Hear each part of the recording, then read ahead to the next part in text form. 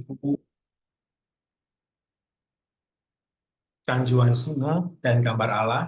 Kami terima kasih buat teman-teman semua yang sudah datang dan hadir dalam acara ini. Langsung saja kami akan meminta Bang Alek untuk memimpin doa pembukaan. Baik, mari sama-sama kita berdoa untuk memulai acara kita malam hari ini. Bapa di dalam surga, kami bersyukur karena Engkau Allah yang hadir di dalam kehidupan kami. Engkau Allah yang terus memberkati dan juga menuntun kami umat-Mu. Secara khusus di tengah-tengah pelayanan yang Tuhan karuniakan untuk membangun murid di generasi ini. Kami diperhadapkan dengan begitu banyak tantangan, masuk di dalamnya juga terkait dengan perkembangan teknologi yang ada. Dan kami bersyukur untuk satu buku yang baik, yang boleh diterbitkan, dan juga boleh diakses di dalam bahasa Indonesia, karena telah diterjemahkan oleh Literatur Perkantas Nasional. Kami berdoa kiranya Tuhan menolong, agar kiranya pemaparan malam hari ini terkait transhumanisme dan manusia gambar Allah, membuat kami juga makin memahami dan juga bisa merespon dengan tepat bagaimana pelayanan pemuridan dikerjakan di dalam generasi ini. Berkati narasumber malam hari ini, Pendeta Dani dan juga Mas Yusuf yang akan menjadi moderator dan seluruh rangkaian acara dari awal sampai akhirnya, kiranya Tuhan yang memimpin. Sekali lagi kami bersyukur juga untuk teman-teman dari Literatur Perkantas Nasional yang memfasilitasi acara ini. Tuhan yang juga menolong dan memberkati.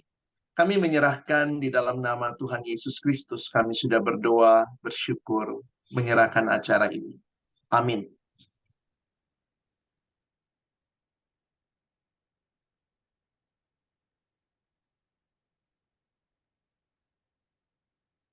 Oke, terima kasih Bang Alek untuk pembukaannya.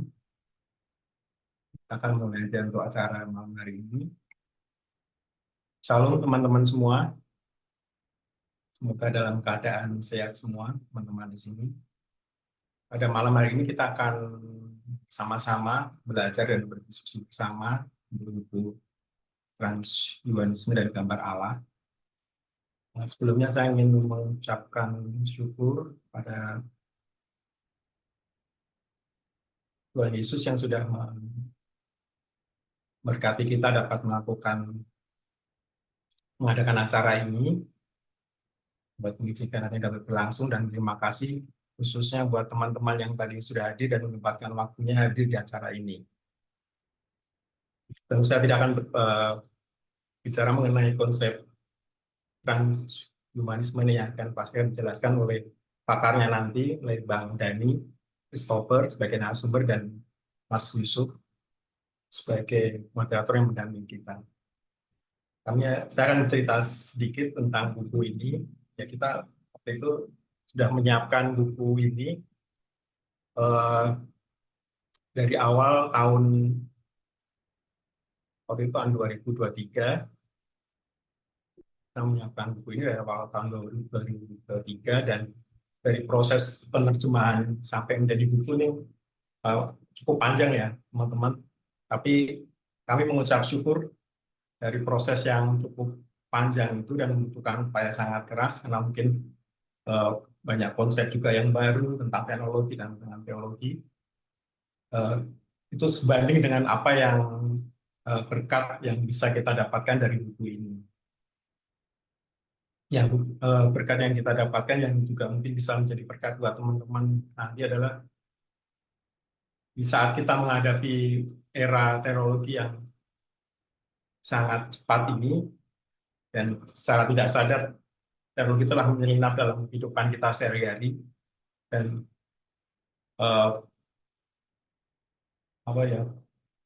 dan tidak kita sadari teknologi itu kan membentuk masa depan kita semua sebagai manusia, yaitu masa pasca manusia. Untuk itu buku ini akan menjadi teman dalam perjalanan kita menghadapi semua itu, karena dengan derasnya arus teknologi dan puncaknya dengan teknologi AI ini ya, mungkin Bang Dhani juga akan menyinggunginya nanti. Kita tidak bisa sebagai murid Kristus, kita tidak bisa mengabaikannya, dan kita harus segera menyadarinya, karena kita juga bertanggung jawab sebagai murid Kristus untuk menentukan masa depan manusia. Itu saja dari saya, pembukaan dari saya. Dan kita akan melihat sekilas tentang buku ini lebih banyak dari Bang Dhani dan video pembukaan dari kami.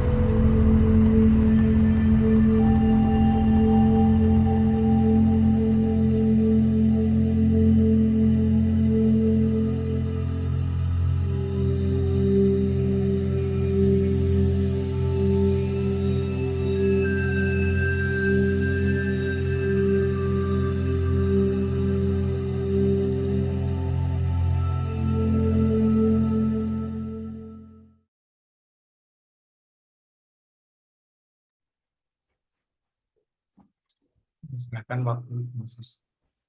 Ya, terima kasih Mas Riko.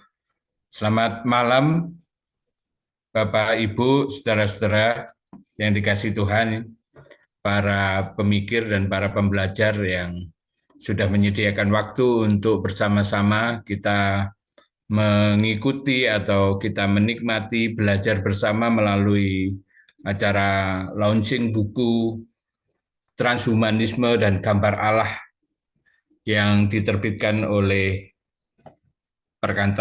Literatur Perkantas Nasional. Nah, Bapak Ibu saudara yang dikasihi Tuhan, saya ingat bahwa tidak terlalu lama, 10 tahun yang lalu kira-kira kita mungkin kebanyakan dari kita memahami teknologi atau merespon perkembangan teknologi yang sedemikian cepat itu di dalam dua sikap yang ekstrim seringkali. Menerimanya atau membuangnya, mengutuknya atau malah mengadopsinya dalam kehidupan iman kita. Ada juga yang kemudian menganggapnya sebagai satu muatan atau sebagai satu bentuk dari antikris, atau kemudian juga mengadaptasi menjadi satu bagian dari kehidupan, bahkan kehidupan umat di dalam gereja. Saya 10 tahun yang lalu masih ingat, saya melihat materi-materi saya dan saya menemukan bahwa pandangan saya terhadap perkembangan teknologi adalah satu hal yang netral untuk kehidupan iman kita. Teknologi dibuat oleh manusia dan teknologi harus dikendalikan, dikontrol oleh manusia. Tetapi ketika saya membaca buku ini, saya belum selesai membaca buku terbitan literatur perkantas nasional ini, saya benar-benar diubah dalam satu pandangan. Bagaimana melihat, menyikapi perkembangan teknologi tidak hanya dalam satu sikap yang sempit, menerima atau menolaknya, tetapi juga bagaimana kita juga secara kritis melihat bahwa teknologi bukan hanya buatan manusia, tetapi ada satu statement yang penting di sini. Teologi akan membentuk, teologi akan mengubah kehidupan manusia dan mengubah bukan hanya perilaku, tetapi cara pandang dan pemikiran-pemikiran dari manusia yang kemudian secara tidak sadar kita sedang dikatakan di sini bisa saja berevolusi. Ya, kita akan bersama-sama mendengarkan pemaparan dari Bapak Dhani Christopher, ya, yang sudah melakukan studi yang lebih mendalam tentang isu yang tentu sangat baru di Indonesia secara khusus. Kita akan mendengarkan bagaimana pentingnya buku ini untuk menjadi satu konsumsi para pendidik, para pengajar, staf perkantas, dan rohaniwan, para pengajar Kristen di tengah kehidupan gereja jemaat Tuhan. Saya akan memberikan kesempatan kepada Pak Dhani Christopher untuk memaparkan apa itu transhumanisme dan bagaimana buku ini menjadi sangat penting untuk kita konsumsi, kita baca, dan kita pelajari. Nanti dalam waktu kurang lebih 30 menit, Bapak Dhani akan menyampaikan pemaparannya dan selanjutnya kita akan bertanya jawab kurang lebih 15-20 menit, dan jika memang sangat diperlukan kita akan menambah tanya jawab. Waktu selanjutnya langsung saja saya serahkan kepada Bapak Dhani Christopher. Beliau adalah Ketua Program Studi Magister Teologi di Sekolah Tinggi Teologi Amanat Agung Jakarta. Dipersilakan, Pak Dhani. Ya, terima kasih Pak Yusuf untuk pengantarnya. Sekali lagi selamat malam untuk kita semua. Dan saya perlu jelaskan sedikit dulu, ini bukan webinar untuk menjelaskan panjang lebar mengenai transhumanisme. Ini fungsi saya itu sebagai pengantar dari buku yang akan diluncurkan oleh Perkantas. Jadi saya tidak akan terlalu lama. Tapi kalau nanti bisa kita ada waktu untuk tanya jawab, itu mungkin kita akan lebih dinamis di situ. Ya, jadi bukan yang full presentasi mengenai transhumanisme, tapi nanti tujuan akhirnya adalah untuk kita nanti belajar sama-sama buku yang baru diterjemahkan oleh Perkantas. Ya, dan untuk itu maka izinkan saya memberikan supaya memudahkan kita, memberikan 5 pernyataan mengenai transhumanisme dan kemudian 5 respons, ya, untuk memudahkan kita aja. 5 pernyataan mengenai transhumanisme dan 5 respons. Kita sama-sama belajar, ya. Saya juga belajar transhumanisme itu tidak lama yang lalu, karena itu baru juga waktu pertama kali saya baca juga kaget, ternyata sudah sangat berkembang sekali, tapi mau nggak mau kita harus meresponinya dari sisi teologi. Tapi mari kita sama-sama belajar. Nah, ada 5 hal yang penting mengenai transhumanisme. Yang pertama, yang ringan-ringan dulu. Transhumanisme itu bukan transgender. Ya, transhumanisme bukan transgender. Bagi kita yang tidak tahu, karena pernah ada juga yang menanyakan hal ini, apa kaitannya dengan transgender? Jadi dari awal saya jelaskan dulu, ini tidak ada kaitannya. Jadi ini konsep yang sama sekali masih ada kaitannya sedikit, tetapi sama sekali berbeda sebenarnya. Ya, kalau mau ditarik-tarik itu sebenarnya bisa juga secara dasar filosofisnya bisa jadi ada. Tapi ini bukan soal transgender atau LGBT. Ya, kalau begitu apa transhumanisme? Kita masuk ke poin yang kedua. Transhumanisme sederhananya adalah sebuah pandangan atau gerakan, ya ini pandangan atau gerakan, yang mengupayakan peningkatan kondisi manusia. Ya, pandangan atau gerakan yang berupaya untuk meningkatkan kondisi manusia sehingga nanti melampaui kondisi atau keterbatasan manusia saat ini. Makanya istilahnya itu trans, ya. Jadi bukan lagi manusianya lagi, bukan human lagi, tetapi transhuman. Gitu. Jadi sudah melewati manusia.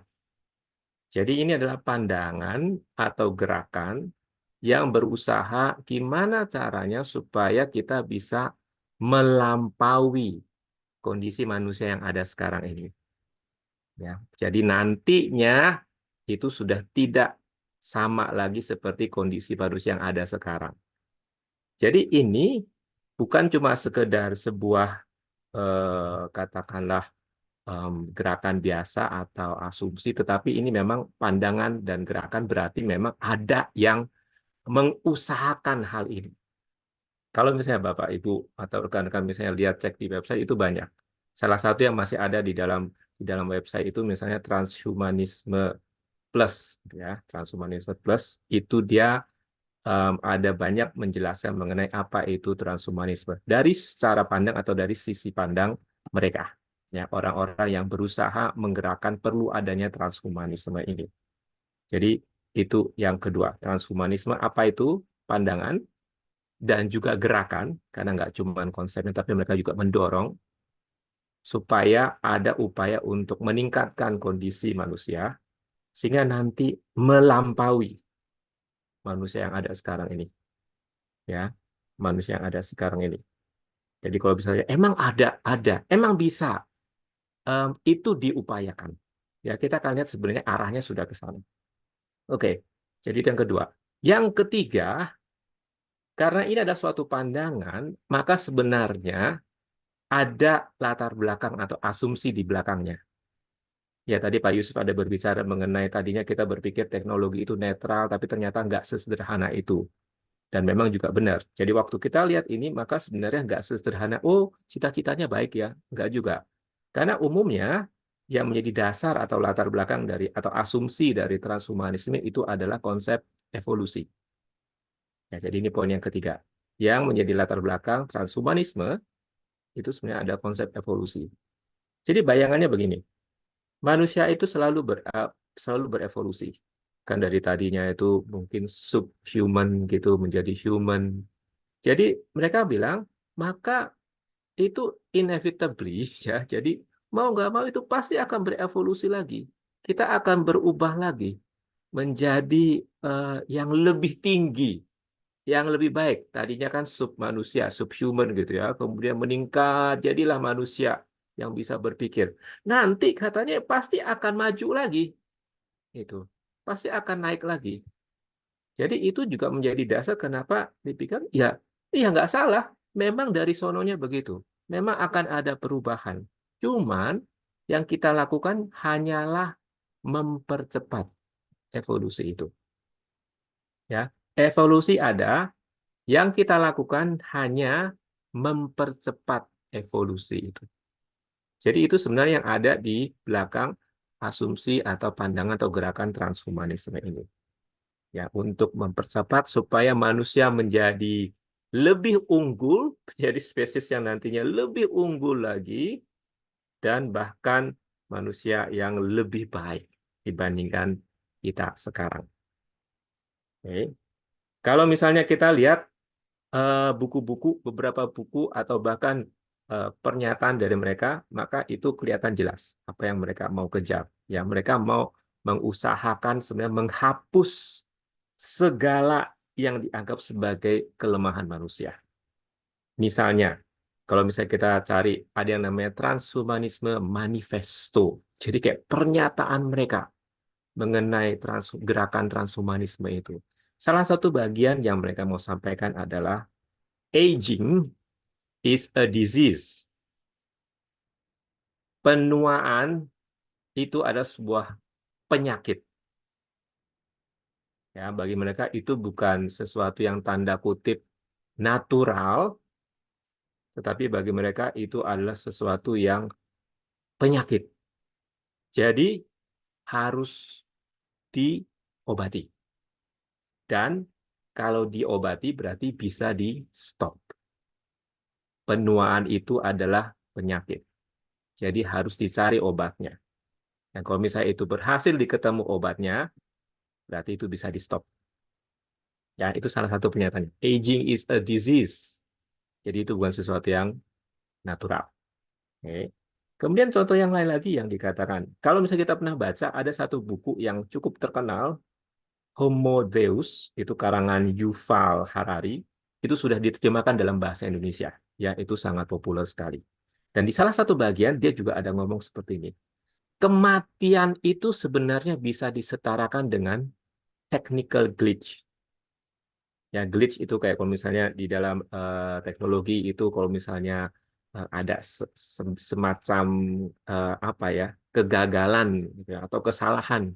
Jadi teknologi itu nggak berjalan seperti seharusnya. Itu kayak glitch gitu.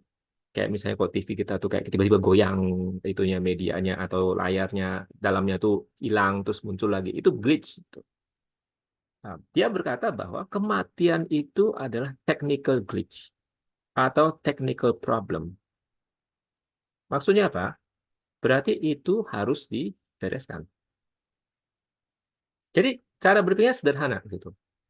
Kenapa manusia mati? Karena organ tubuhnya kan nggak berfungsi. Ya, organ tubuh nggak berfungsi, jantungnya nggak berfungsi, mungkin otaknya nggak berfungsi, jadi darah nggak bisa mengalir dan sebagainya. Jadi kalau misalnya itu semuanya bisa diusahakan tetap berfungsi, berarti manusia bisa hidup. Jadi itu adalah technical glitch atau technical problem. Jadi kalau misalnya itu di-solve, maka manusia bisa hidup. Agak lama atau bahkan mungkin kalau misalnya yang optimis, ya hidup terus. Gitu. Kita sudah solve aging, kita bahkan bisa solve death atau kematian. Ya, jadi ini bagian dari evolusi membuat manusia menjadi lebih baik. Jadi yang tadi transhumanisme itu adalah pandangan upaya meningkatkan kondisi manusia supaya melampaui yang ada sekarang. Kemudian sebenarnya latar belakangnya itu adalah evolusi. Manusia menjadi lebih baik, lebih unggul dan sebagainya.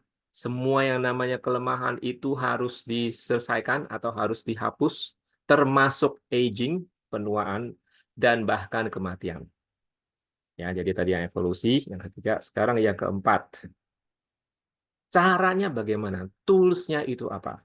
Nah, menurut mereka, maka tools-nya itu adalah teknologi. Ya, tools untuk berevolusi tahap berikutnya itu adalah manusia teknologi, ya, manusia robot atau apapun namanya. Ya. Jadi itu tahap berikutnya dari evolusi manusia. Itu adalah melalui teknologi. Dan kalau misalnya kita lihat sekarang, maka itu real sekali. Makin lama itu kalau misalnya zaman dulu tuh teknologi itu terpisah dengan kita. Ya, makin lama tuh makin dekat. Paling gampang tuh sekarang itu adalah handphone, gitu ya. Handphone tuh ada dengan kita hampir 24 jam setiap harinya. Maka lama-lama sekarang sudah mulai nggak cuma ada kita pegang, tapi lama-lama tertanam dalam diri kita teknologi itu. Lama-lama itu akan membaur dengan diri kita. Ya, jadi kedekatan kita dengan teknologi itu sudah sangat dekat sekali. Ya, bahkan ketika kita handphone kita tuh nggak cuman handphone kita. Handphone kita tuh berisi sebenarnya sebagian dari identitas diri kita, itu kita tuangkan ke handphone itu. Ya, itu hampir nggak bisa terlepaskan dari diri kita. Password kita, semua rahasia kita mungkin ada di handphone itu. Jadi makin lama itu makin dekat. Nah, jadi mereka berkata bahwa teknologilah itu jawabannya. Jadi makanya ada istilahnya kadang-kadang tuh disebut technological enhancement. Jadi dengan teknologi kita itu bisa membuat manusia menjadi lebih baik, ditingkatkan, ada peningkatan, ya, ada peningkatan. Jadi bagi mereka itu bukan cuma sekedar menyembuhkan, ya, membantu orang-orang yang membutuhkan. Kalau misalnya sekarang, kalau kita lihat misalnya di dalam dunia medis, itu sebenarnya dunia medis sudah banyak sekali menggunakan teknologi. Ya, bagi kita yang merasa oh, teknologi itu jahat dan semuanya, kita semuanya pakai teknologi. Sekarang aja kita pakai Zoom itu adalah teknologi. Ya, dalam dunia medis itu pakainya banyak teknologi. Ya, kemudian alat pacu jantung lah, kemudian bisa operasi lah, otaknya bisa dibuka dan sebagainya. Itu semuanya pakainya teknologi. Ya, jadi mereka mengatakan, tuh lihat, itu teknologi itu begitu membantu manusia. Dan ke depannya tuh teknologi akan terus berkembang dengan sedemikian hebatnya. Kalau misalnya kita lihat sekarang, dibaca koran dan sebagainya, berita sebagainya, maka kita akan tahu sekarang itu yang lagi populer itu adalah AI. Semuanya ngomongin soal AI. Di kami di kampus juga banyak ngomongin soal AI. Karena AI itu bisa membantu mahasiswa tidak hanya secara positif, tapi juga secara negatif. Ya, AI itu kita bisa lakukan apa aja. Dan bahkan sekarang AI nggak cuma AI yang spesifik untuk satu hal, sebenarnya para ilmuwan sedang membuat AI yang diusahakan AI yang sifatnya itu general. Nanti di buku Setzer juga ada ngomongin soal ini. Ya, AI yang sifatnya itu general yang bisa tidak hanya tahu tetapi juga memperhitungkan apa yang terbaik. Jadi nggak cuma spesifik satu hal. Ya.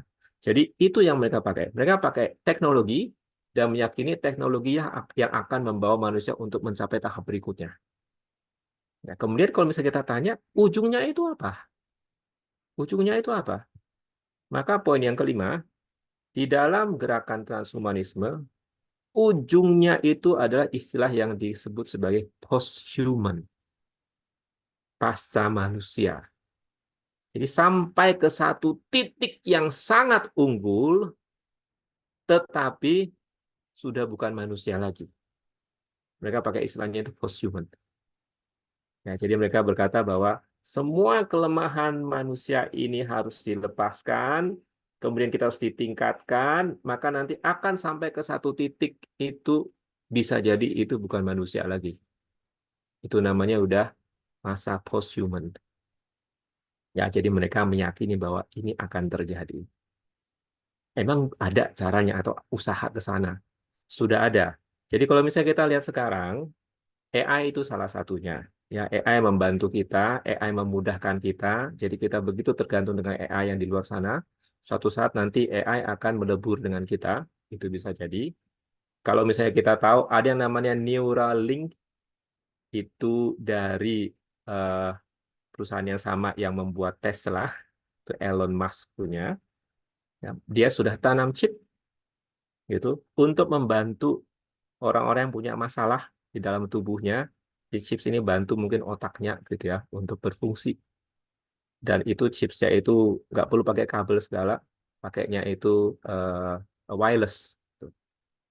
Jadi itu sudah mulai ada. Ya, jadi bukan sesuatu yang masa depan sekali. Itu sudah ada, itu sudah eksis sekarang. Dan masih ada banyak lagi hal yang lain. Jadi kalau bisa ditanya apakah itu sudah ada, itu sekarang sudah lama-lama makin lama makin nyata. Mungkin hal-hal yang kita anggap dulunya cuma ada di film-film, maka sekarang waktu kita lihat maka itu semakin nyata, itu real. Ya, kalau misalnya kita lihat nanti misalnya di bukunya si Jacob Setzer ini itu juga sama, dia kasih beberapa contoh. Ya, contoh yang paling dekat itu ya kita mungkin ada sedikit perubahan di dalam diri kita. Tapi akan sampai ke satu titik misalnya ada satu konsep yang disebut sebagai mind uploading. Jadi bukan lagi teknologi yang masuk ke dalam kita, asumsinya begini, hardware kita, tubuh ini, itu juga banyak kelemahan. Ya, ada expire date-nya. Setelah 70-80 tahun udah mati. Gitu. Nah, itu nggak bisa tuh diapa-apain. Jadi, gimana caranya? Jadi, bukannya teknologi yang dimasukin ke dalam tubuh manusia, tapi otak manusia yang dikirim keluar. ada istilahnya mind uploading. Dan itu pun sudah konsep yang dipikirkan. Jadi nantinya ini nanti di copy kayak backup gitu. Kepala kita, otak kita di copy, kita di backup, nanti akan disimpan di dalam superkomputer. Nanti kita hidup di sana, otaknya aja. Ya, sekali lagi itu sesuatu yang mungkin kita anggap itu film-film fiksi, tetapi sekarang itu sudah dianggap sesuatu yang mungkin terjadi dan bahkan didorong untuk terjadi. Jadi sekali lagi kalau misalnya kita lihat tadi yang transhumanisme, itu beberapa poin. Yang pertama itu nggak ada kaitannya dengan transgender. Yang kedua, transhumanisme itu adalah suatu pandangan atau gerakan untuk mengupayakan manusia supaya kondisinya lebih baik dibandingkan manusia sekarang. Yang ketiga, sebenarnya asumsi dasarnya itu adalah evolusi. Ya, evolusi. Kemudian yang keempat, tools-nya itu adalah teknologi. Jadi mereka mempunyai keyakinan yang sangat kuat terhadap apa yang bisa dilakukan oleh teknologi. Kemudian yang kelima, tujuan akhirnya itu adalah post-human. Ya, itu 5. Nah, sekarang bagaimana kita meresponsnya? Sebenarnya ada banyak hal yang bisa kita respons. Kita bisa respons satu-satu seperti yang tadi itu. Tapi saya akan respons beberapa hal secara umum dulu. Yang pertama, kita tidak bisa membendung teknologi. Senang nggak senang, teknologi akan datang. Ya, jadi mau nggak mau kita harus menghadapi itu. Ada hal-hal teknologi yang positif, kita bersyukur. Ada hal-hal mungkin efek sampingnya dari teknologi yang negatif, nah kita harus hadapin itu. Jadi kita nggak bisa bilang, aduh saya nggak mau pikirin lagi. Kita nggak mau pikirin juga dia datang. Ya, dia datang. Mau nggak mau. Seperti sekarang, AI sudah datang. Ya, kita nggak mau tahu juga nggak bisa. AI sudah datang, zaman AI sudah datang, nanti orang cara berpikirnya itu harus sesuai dengan cara berpikir misalnya AI. Kalau sekarang tuh misalnya orang Google tuh pakai keywords gitu ya. Kalau nanti zamannya AI itu udah pakai prompt, beda lagi. Ya, cara berpikirnya atau cara berinteraksinya itu berbeda.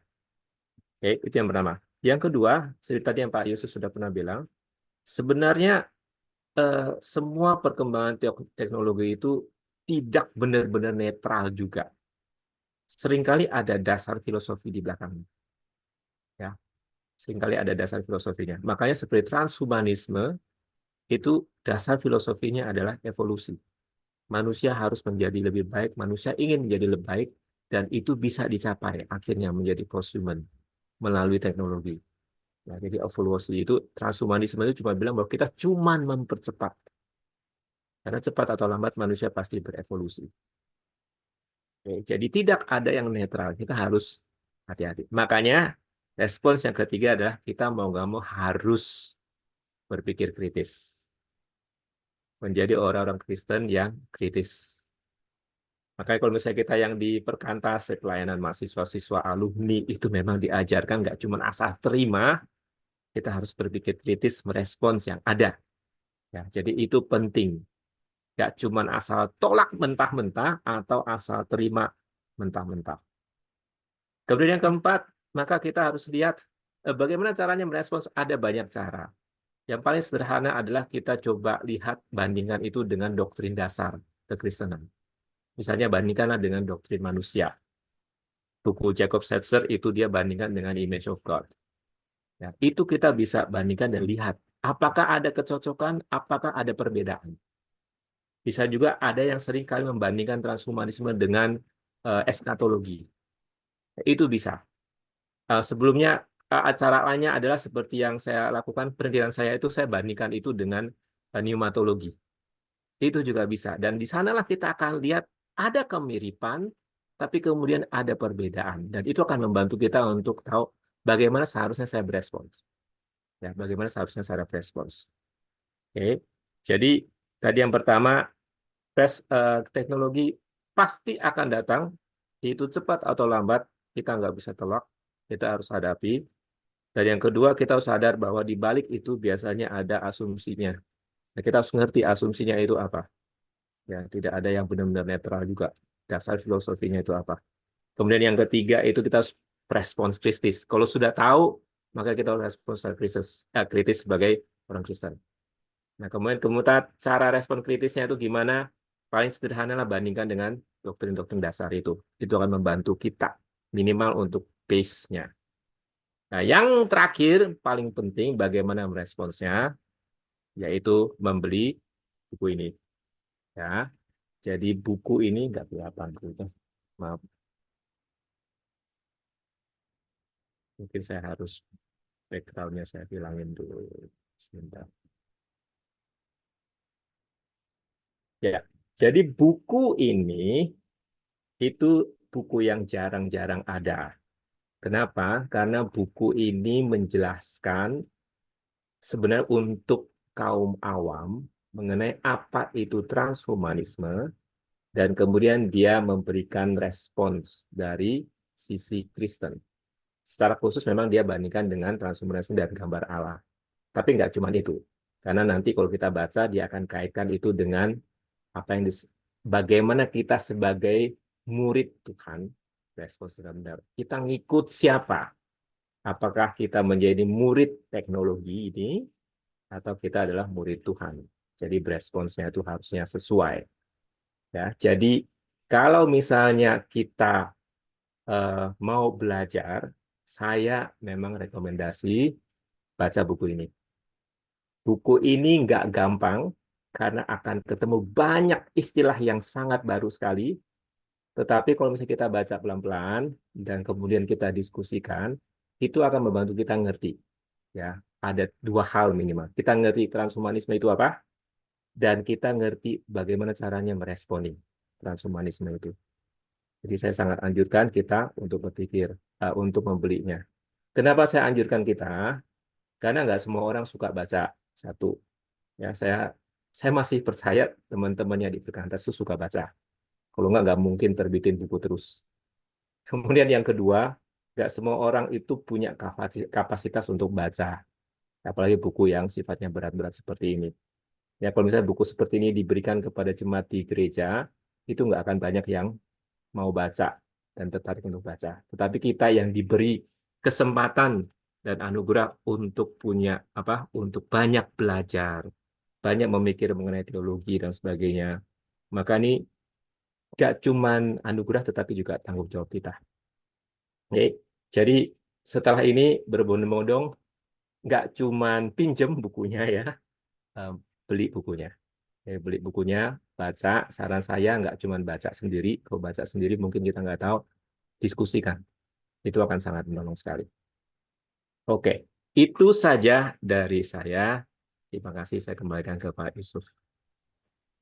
Ya, terima kasih Pak Dhani yang menolong kita untuk mempunyai highlights paling tidak ya, gambaran umum tentang apa itu transhumanisme, dan juga bagaimana buku ini kemudian dihadirkan untuk memperlengkapi kita, memahami dan merespon dengan tepat perkembangan teknologi menjadi satu agenda juga dari transhumanisme. Saya ingin menambahkan dari apa yang disampaikan Pak Dhani, terutama di dalam buku ini ada daftar isi kurang lebih seperti ini. Nah, terus terang, seperti yang dikatakan Pak Dhani tadi, ini bukan buku refleksi yang mudah dibaca dan ringan, tetapi ini bagian dari buku yang serius, harus kita baca dengan teliti. Saya pun baru menyelesaikan sampai bab 2, ya, memahami transhumanisme. Banyak sekali istilah, banyak sekali pemikiran-pemikiran dari baik itu pemikiran teolog maupun juga gerakan dari transhumanisme ini. Para pemikir-pemikirnya itu dikutip oleh penulis, ya, Pak Jacob Schweitzer ini ya. Nah, Bapak Ibu Saudara yang dikasih Tuhan, ini kesempatan kita untuk berdiskusi, berdialog. Mungkin di antara kita juga mempunyai beberapa pemikiran atau pertanyaan, boleh disampaikan, karena ini memang bukan webinar biasa, tetapi untuk peluncuran buku terbitan literatur Perkantas ini. saya langsung memberikan kesempatan kalau Bapak Ibu saudara berkenan langsung raise hand untuk menanyakan secara langsung. Ada 3 penanya dulu, dan mungkin sambil itu kalau ada beberapa dari Bapak Ibu saudara yang ingin bertanya secara tulis, boleh juga disampaikan lewat chat room kita ya. Silakan dari rekan-rekan, Bapak Ibu saudara yang hadir, ada respon atau pertanyaan yang disampaikan. Boleh juga dapat diskon berapa begitu kepada literatur Perkantas Nasional kalau yang ikut pertemuan malam ini melalui Zoom. Silakan.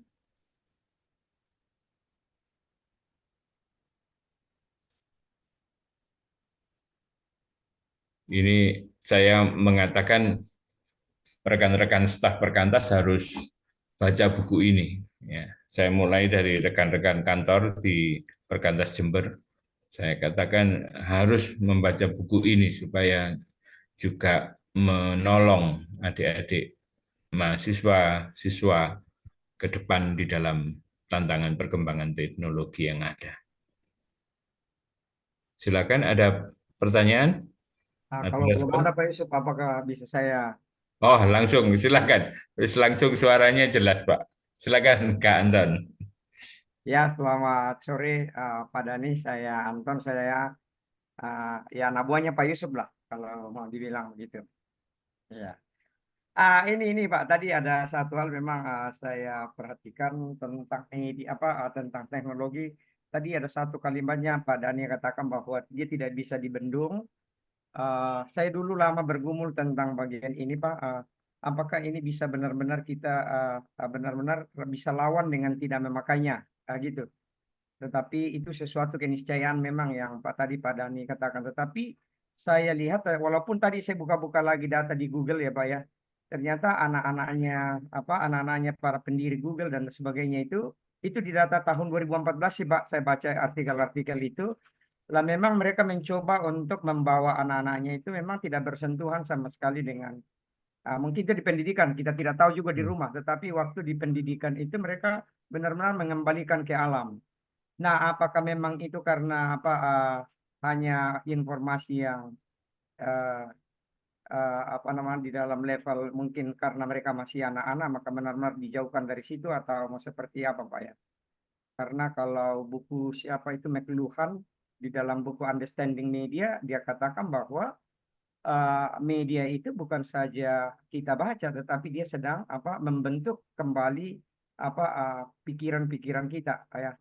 Maka itu ada blogger di dalam testimoni di dalam buku itu dia bilang, saya dulu baca buku setebal ini, sekarang setelah itu saya nggak bisa lagi baca. Nah gitu. Nah anak-anak kita jadinya juga sulit ya. Kalau misalnya tadi Pak Denny katakan bahwa anak-anak perkantas masih suka baca, enggak juga Pak, terlalu tinggi juga kali itu juga Pak. Tetapi kemarin saya baru ketemu dengan satu mahasiswa, dia bilang, Kanton, saya jujur ya Pak ya, dia bilang ada buku-buku yang saya tidak pernah baca, dia baca. Masih 3-4 jam ya setiap hari dia baca Pak. Saya bilang anak ini hebat ya gitu. Tetapi ya jamak kita menemukan anak-anak itu tidak ini. Nah gimana untuk ini ya Pak ya? Apakah media itu di dalam level-level misalnya anak-anak, bagaimana kita ini? Karena anak-anak saya juga masih kecil, ya saya bergumul ya. Kita coba dengan misalnya 2-3 jam atau 2 hari juga tetap sangat mempengaruhi Pak. Nah, mau coba seperti yang pendidikannya anak-anaknya Google itu di tanah, tidak ada lagi pendidikan yang model seperti itu, Pak. Ya, kira-kira itu aja sih, Pak. Mungkin pertanyaan-pertanyaan bodoh sementara ya. Saya juga nih, karena masih sepi jadi. Ya, terima kasih Kak Anton. Mungkin ada pertanyaan yang menyusul? Kalau tidak, Boleh saya langsung jawab aja? Ya, silakan Pak. Maaf, saya juga agak-agak tua, jadi gampang lupa.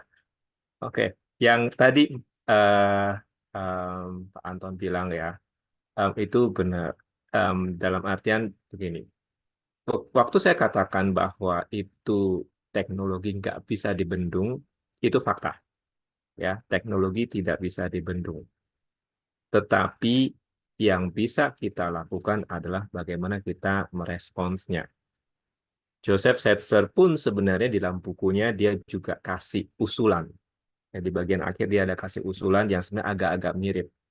Jadi bagaimana kita tidak masuk ke pemahaman bahwa hidup saya itu akan lebih baik dengan teknologi dan saya harus selalu hidup di dalam teknologi. Dia pakai istilahnya itu sabat, ya. Jadi memang berhenti sejenak dari teknologi yang ada. Kalau sekarang kan memang berhenti sejenak dari mungkin media sosial atau penggunaan handphone itu. Jadi dia masih mengusulkan hal itu untuk sekarang. Tujuannya nggak cuma sekedar masalah supaya mata rusak dan sebagainya. Karena ya itu, maksudnya punya pemahaman jelas bahwa hidup saya itu tidak dihisap oleh teknologi dengan segala yang ada di dalamnya. Entah itu entertainment ataupun apapun. Jadi itu, saya bilang itu perlu dilakukan untuk menyadarkan kita. Nah, jadi memang pemikiran secara iman Kristen itu penting dalam kita merespons segala hal. Ya, nggak cuma secara medis, oh nggak bagus buat mata, nggak cuma itu. Ya, jadi itu dua hal yang berbeda. Teknologi akan selalu ada, nggak bisa dibendung. Ya tadi dikatakan anak-anaknya Google mereka dididik untuk tidak menggunakan teknologi, itu memang benar. Tapi kan orang tuanya tetap bekerja di Google dan mengembangkan teknologi. Jadi itu tetap akan muncul gitu. Tetapi kita harus berpikir gimana caranya bijak untuk menghadapi teknologi itu. Tadi yang Pak Anton ngomong mengenai media mempengaruhi itu memang benar. Ya. Media yang ada sekarang itu semakin lama kalau kita lihat maka media yang ada itu durasinya itu makin pendek. TikTok, Instagram, YouTube, sekarang bahkan YouTube pun ada YouTube Short. Karena orang makin lama tuh nggak bisa terlalu panjang. Dalam waktu 1 menit, 2 menit itu sudah harus bisa mencapai tujuannya. Dan itu mempengaruhi juga orang-orang. Orang-orang nggak suka baca yang berbab-bab panjang lebar yang sangat dalam sekali. Orang maunya cepat. Itu. Di khotbah juga seperti itu. Jadi itu menjadi tantangan juga. Nah, memang mau nggak mau kita harus lihat, harus bijak, ya, bagaimana menyikapinya. Ya, bagaimana menyikapinya. Apakah cuma mengikut atau ada alternatif lain. Mungkin kira-kira seperti itu. Ya, terima kasih. Ya, terima kasih Pak Dani untuk penjelasannya. Silakan ada pertanyaan, ini rekan kita yang angkat tangan. Silakan Kak Depi. Halo, sorry, ini suaminya. Oh, suaminya. Aku nanya istri. Mbak Devi, Mbak Silakan. Devi. Oh, itu di belakang tapi ada Kak Depi kan? Iya, saya tertarik untuk bertanya terkait dengan doktrin sendiri, karena sebenarnya doktrin-doktrin yang disusun sejauh ini kan adalah respon juga terhadap sebuah zaman, ya. Walaupun memang Alkitab sebagai dasarnya, tetapi kemudian apa yang mungkin sedang hangat dibicarakan di generasi itu di zaman itu, kemudian menjadi doktrin yang dianggap penting, lalu kemudian diturunkan, mungkin bagi kita jadi sistematika begitu ya. Apakah meresponi transhumanisme ini juga bahwa kita pun akan, tanda kutip ya, memperbaharui doktrin manusia atau menambah bab-bab baru terkait dengan realita yang akhirnya manusia sadari kemudian misalnya begitu. Ataukah memang cuman semua hanya yang lama saja, sementara yang lama itu juga sebenarnya respon terhadap sebuah situasi seperti itu. Nah, mungkin itu aja Pak Dani. Ya, ya terima kasih untuk pertanyaannya. Jadi bisa ada dua kemungkinan. Satu, kita akan ada doktrin yang baru, ya, doktrin yang mungkin pengajaran misalnya manusia, mungkin kemudian ada tambahan hal-hal intinya, itu bisa jadi. Bisa jadi mungkin nanti ada doktrin tambahan, saya nggak tahu. Karena itu kan doktrin kan sebenarnya kalau kita baca Alkitab kan nggak ada, gitu ya. Itu adalah pengkategorian yang dilakukan untuk memudahkan kita untuk memahami. Dan secara sejarah itulah doktrin dasar yang selama ini kita pegang. Tapi paling tidak yang bisa kita lakukan dan yang sebelumnya ini saya coba lakukan adalah implikasi dari doktrin yang sudah ada. Jadi mungkin tidak, kalau misalnya kita yang agak di levelnya itu awam kan mungkin nggak bisa mikirin doktrin yang baru, tapi lebih ke implikasi dari doktrin itu.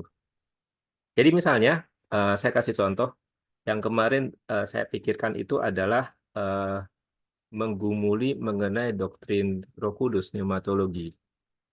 Karena kalau dilihat transhumanisme itu meyakini bahwa kita mau berusaha untuk mencapai sesuatu yang lebih dibandingkan kekuatan manusia biasa, sesuatu yang melebihi manusia. Dan sesuatu yang melebihi manusia itu adalah dengan pertolongan teknologi, ya, yang memampukan mereka untuk melebihi manusia. Kemudian akhirnya merefleksikannya, kalau gitu apakah konsep yang mirip-mirip itu ada di dalam Alkitab? Aku saya pikirnya sebenarnya yang mirip-mirip ada gitu. Di peristiwa Pentakosta. Kalau dipikir-pikir ya, di peristiwa Pentakosta itu kan para murid manusia biasa, kemudian ada enhancement, saya pakai istilahnya enhancement, tapi pneumatic enhancement katakanlah, kemudian membuat mereka menjadi, ketika mereka bisa berkata-kata dalam bahasa lain, itu kan melampaui manusia.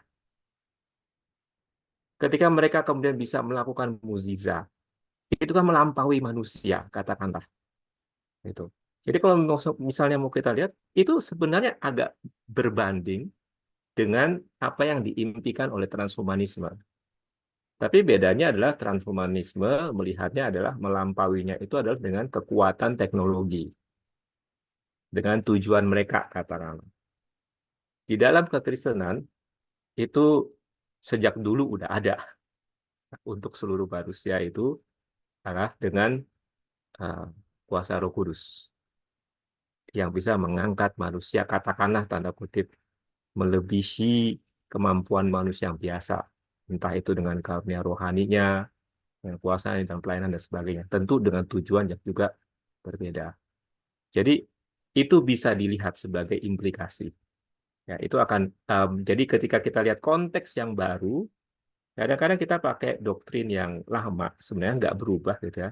Cuman melihat bagaimana ini bisa menjawab itu yang ada. Dan itu cara yang buat saya, itu sih cara yang saya lakukan untuk berusaha menjawab. Ini kan sesuatu yang baru, zaman dulu nggak ada yang ngomong seperti itu.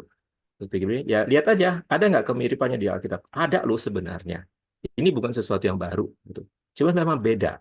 Ini asalnya adalah dari manusia, teknologi, sedangkan ini asalnya dari Allah, ya, kekuasaan Roh Kudus.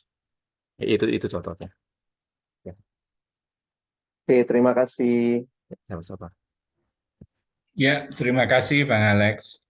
Ini ada satu pertanyaan juga Pak Dhani yang saya tadi sempat memikirkan satu pertanyaan ini ketika membaca buku ini.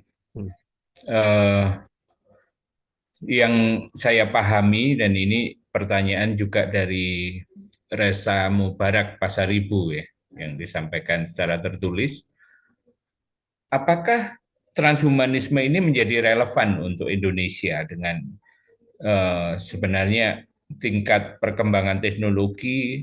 Kalau kita mau jujur, Indonesia lebih banyak sebagai user daripada orang-orang yang secara riset memang mengembangkan teknologi itu. Apalagi kemudian secara kerangka filsafat juga memikirkan dampak-dampak teknologi seperti ini. Nah, ini apa relevansinya bagi Indonesia dan bagaimana ini juga mempengaruhi akhirnya bagi gereja di Indonesia begitu, Pak. Mungkin bisa disampaikan pandangan Pak Dhani. Oke, dua hal ya. Yang pertama, teman dekatnya teknologi itu adalah pasar, market, uang. Ya, jadi itu selalu dekat. Teknologi membutuhkan uang, orang yang mau memberikan uang itu pengen setelah teknologi jadi, itu menguntungkan. Ya, jadi teknologi itu ketika sudah jadi diharapkan bisa mendatangkan keuntungan. Dan kalau misalnya dikatakan bahwa Indonesia ada user, selama ada user yang bersikap pragmatis, yang penting ada gunanya buat saya, maka teknologi itu cepat atau lambat akan datang. Ya, yang penting ada usernya yang mau membeli. Cepat atau lambat itu akan datang. Dan begitu ada, kalau di Indonesia atau di negara lain, begitu ada yang aslinya datang, biasanya KW-KW-nya juga muncul. Ya, KW-KW-nya muncul. Dan itu juga pasti akan ada usernya. Jadi kalau ditanya apakah itu relevan, ya, itu sebenarnya relevan. Ya. Tapi yang kedua, awal tahun 2000, saya cerita sedikit, awal tahun 2000 itu waktu saya sedang studi MTH, ya, studi MTH kalau nggak salah, itu dosen saya ada ngomong soal LGBT.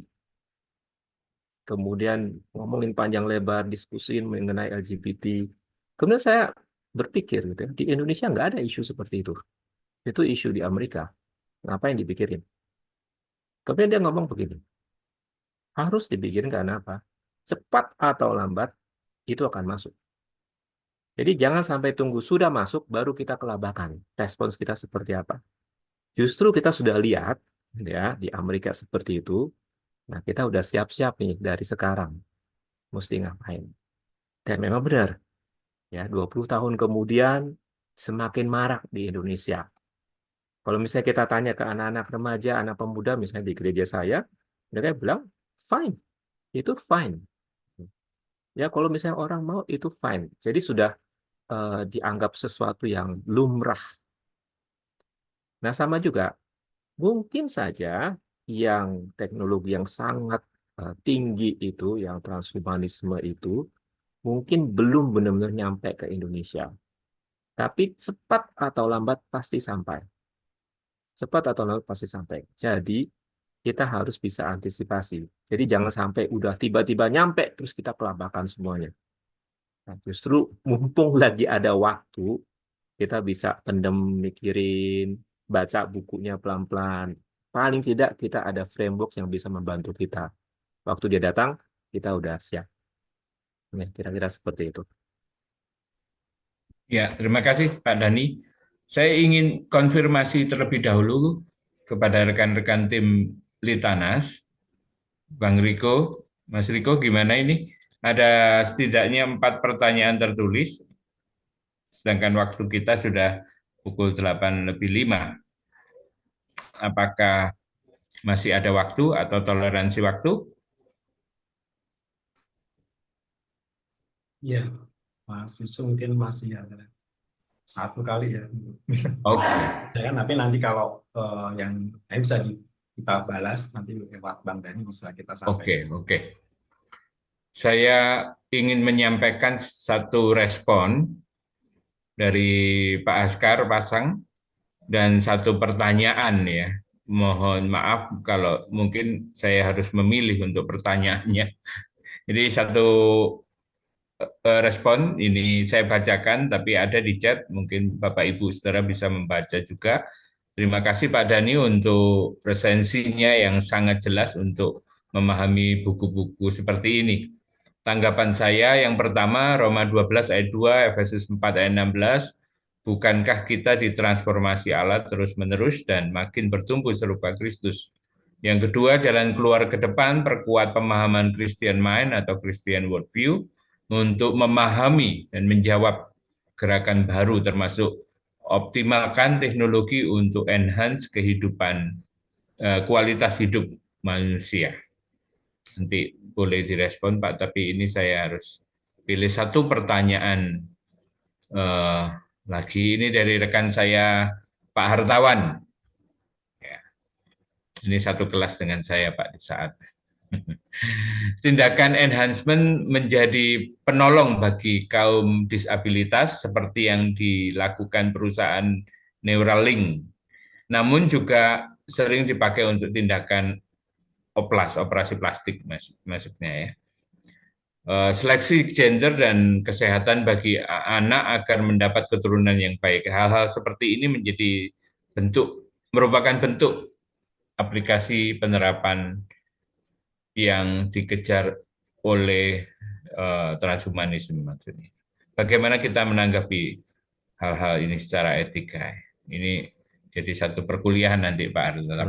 Mungkin secara singkat aja Pak Dhani. Ya, terima kasih. Mungkin singkat aja yang Pak Haskar. Mungkin nanti saya gabungkan dengan yang Saudara Abe ya. Jadi sebenarnya agak-agak mirip juga mengenai transformasi. Kalau Pak Haskar bilang, bukankah kita ditransformasi Allah terus-menerus? Betul. Itu sebabnya mengapa penting sekali untuk kita mempunyai mindset atau Christian with view atau cara pandang Kristen. Maksudnya seperti ini. Kita pun saat ini tidak masalah ketika kalau misalnya kita sakit dan sebagainya ada operasi gitu ya, membuat kita menjadi lebih baik. Ya kan ya? Kita ada masalah apa, kemudian kita datang ke dokter, kita ada penyakit serius, kemudian kita datang ke dokter, mungkin operasi dan sebagainya, menggunakan berbagai teknologi modern sehingga kita sembuh. Itu kita terima itu. Tetapi itu bukan akhir, ya kan? Kita tidak hanya yang penting saya sembuh. Tapi kan ada hal yang lain kan? Ketika kita lihat di Alkitab, oh ada transformasi yang lain sebenarnya. Ya, transformasinya yang adalah arahnya menuju ke Kristus. Transformasi yang sifatnya tidak hanya secara biologis atau badaniah. Itu.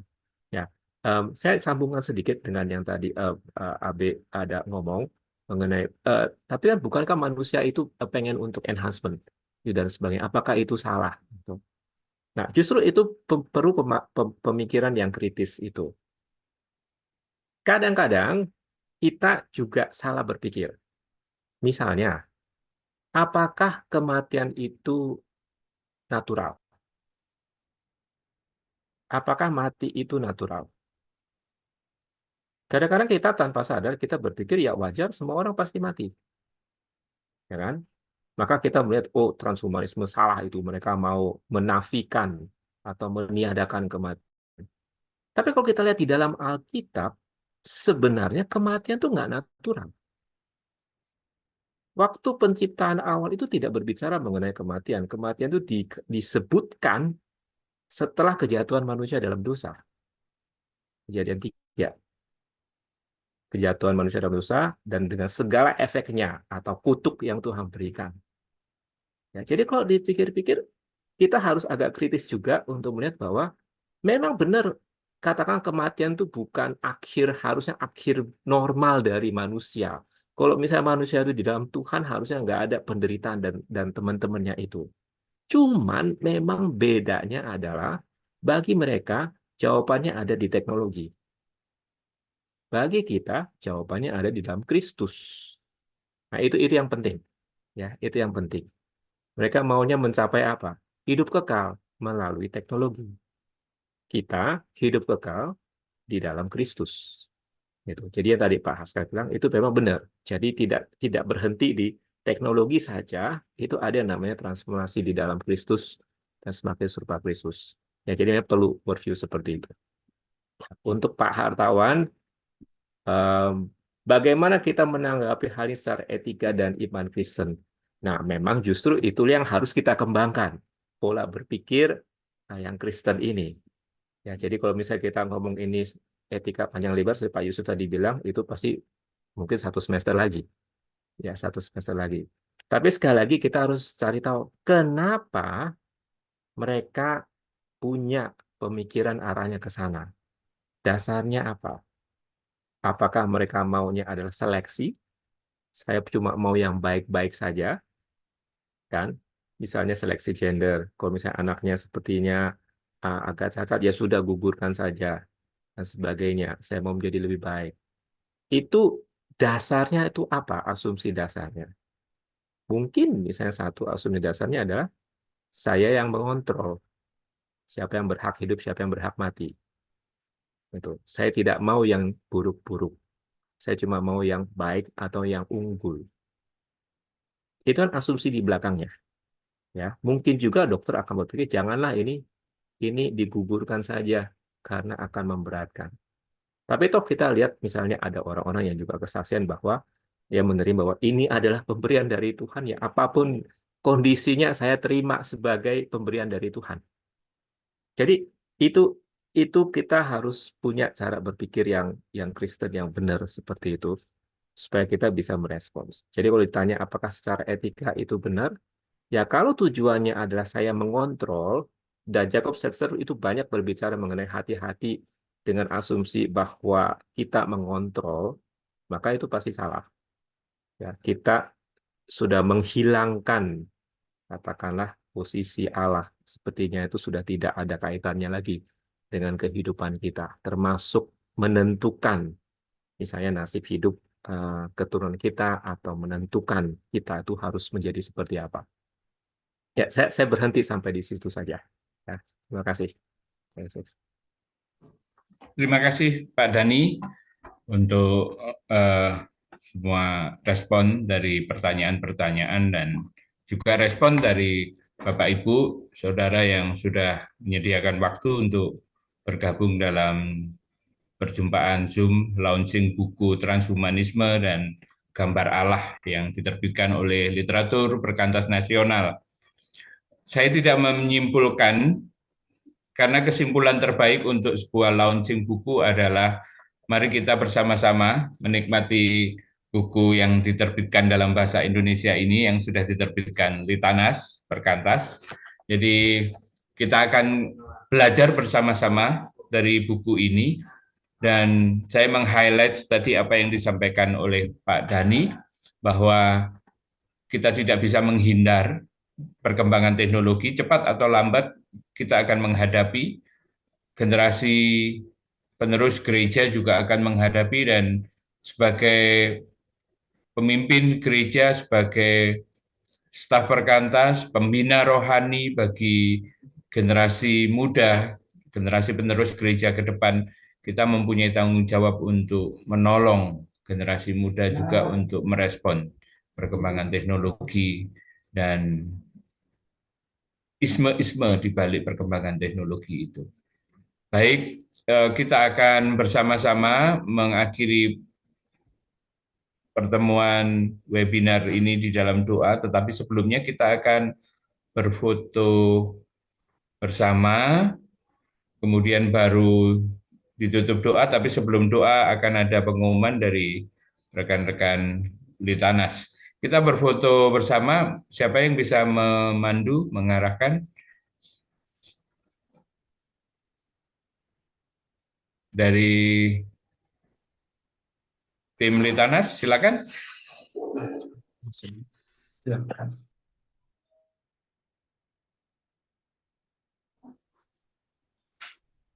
Ya, boleh kita berfoto bersama. Boleh bagi semuanya boleh membuka device-nya masing-masing. Ya, dan dari tangkapan layar yang pertama dulu, saya akan mulai. Oke, siap. 1, 2, 3.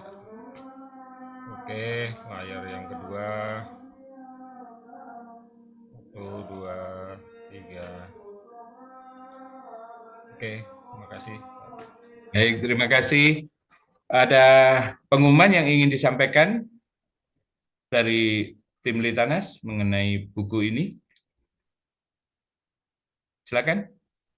Nanti kita akan ditutup. Mohon kesediaan. Saya melihat tadi ada masih bersama kita Pendeta Heru Himawan, atau sudah live ya? Oh, ada. Nanti kita akan ditutup oleh rekan kita Pendeta Heru Himawan dari GKMI Kudus ya. Tapi sebelumnya ada pengumuman, silakan Pak Riko, ada? Atau langsung ditutup? Sudah cukup. Cukup ya. Baik, nanti berkaitan dengan informasi, kalau dibutuhkan mengenai pemesanan dan lain sebagainya, bisa ditanyakan kepada rekan-rekan dari Litanas atau dari informasi flyer yang sudah dibagikan ya. Mari kita bersama-sama mengakhiri, mensyukuri pertemuan kita. Saya mohon maaf jika ada kekurangan juga di dalam memandu pertemuan kita kali ini. Dipersilakan untuk Pak Heru Himawan mendoakan supaya buku ini boleh memberkati juga banyak pemimpin Kristen dan jemaat dalam memahami perkembangan teknologi. Ya, mari kita masuk di dalam doa. Ya Bapa Surgawi, kami bersyukur kepadamu, sebab Tuhan memberikan kami akal budi yang baik untuk bisa melihat segala sesuatu dengan perspektif yang benar, yang Tuhan anugerahkan kami untuk kami boleh khususnya melihat satu fenomena baru yang harus kami sikapi dengan baik terkait dengan masalah transhumanisme.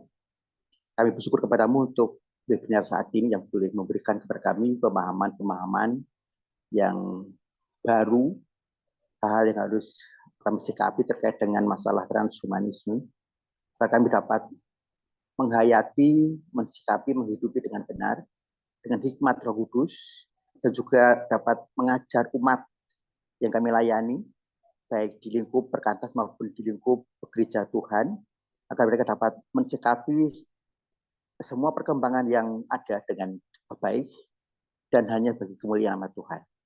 Bersyukur untuk rekan-rekan perkantas, juga untuk Litanas yang sudah menerbitkan buku ini, agar bisa juga menjadi berkat bagi banyak orang, dan juga terkhusus untuk Pak Dhani Christopher yang juga sudah membukakan kami akan hal yang penting untuk kami bisa lebih memahami dengan melihat serta membaca buku ini. Bapak Surgawi, kami berdoa kepadamu, Tuhan berkenan untuk terus memberkati kami semua di setiap ladang-ladang kami yang sedang kami kerjakan saat ini, baik di lingkup perkantas maupun di lingkup gereja Tuhan, khususnya di Indonesia. Juga untuk rekan kami, Mas Yusuf yang sudah menjadi moderator, kami juga berdoa kepadamu, Tuhan terus akan memberkati setiap aktivitas serta pelayanannya di Perkantas Jember. Ya Bapak, inilah doa kami panjatkan semua ini di dalam nama Tuhan Yesus Kristus. Amin. Terima kasih Pak Heru. Terima kasih. Tuhan memberkati kita semua, Bapak, Ibu, Saudara. Selamat melayani. Selamat menikmati buku. Terima kasih Pak Yusuf. Terima kasih. Pak Dhani, terima kasih. Terima kasih semuanya. Pak Dhani, Sangat menolong kita semua. Ya, oke.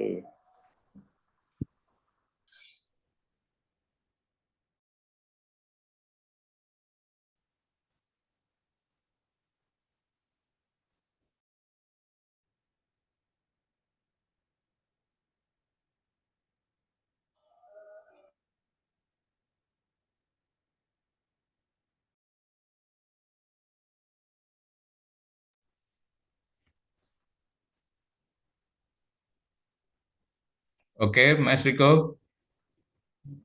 Saya izin leave. Terima kasih. Siap. Semangat Mas Yusuf, untuk makasih Litanas. sekali, Mas. Ya, Mas, nanti tetap Dan berkati. Iya, Mas.